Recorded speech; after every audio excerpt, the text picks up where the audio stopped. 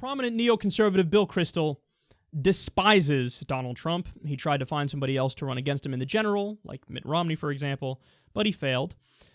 So now he decided to do a conference call with some Republican delegates and beg them to block Trump's nomination during the convention.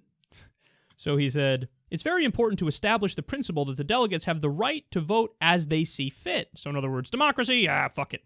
Think of the contrast of some delegates' chairman standing up and casting some vote while all the delegation is there saying, no, I don't want to do that. That's why I think there could and should be floor challenges if it comes to that. I think we're on the right side of history and on the right side of rejecting someone who shouldn't be the nominee of the Republican Party. That is one of the most hilarious quotes I've ever read. Bill Kristol said, I think we're on the right side of history. Bill Kristol was one of the architects of the Iraq War. He's one of the people who said, we'll be greeted as liberators. They'll be building statues to us.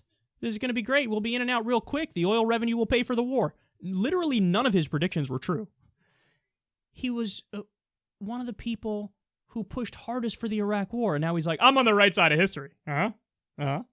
And what annoys me the most about him is, like, obviously I hate Trump. I despise Trump for so many reasons. But here you have the one person on the planet who I despise more than Trump taking this fake moral stand of like, I will fight against Donald Trump because he shouldn't be the nominee of the party. But the reason you dislike him is because of the few good things about him. When he does the rhetoric of the left, like when he says, hey, we should do protectionism and fuck the free trade deals, and I'm going to care about the workers, and maybe we shouldn't be involved in all these different countries overseas. Whenever he does that rhetoric, that's when Bill Kristol's like, I'm shocked and appalled. You need to say fuck the workers, and you need to say let's invade everybody.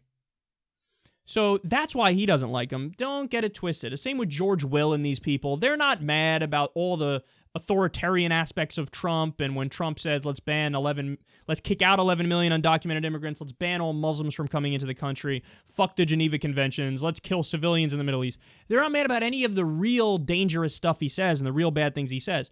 They're mad about the occasional reasonable shit that he says. That's why if there's anybody you should dislike more than Donald Trump, it's Bill Kristol. Dude, let it go. He has the most votes. Nobody likes you. Piss off.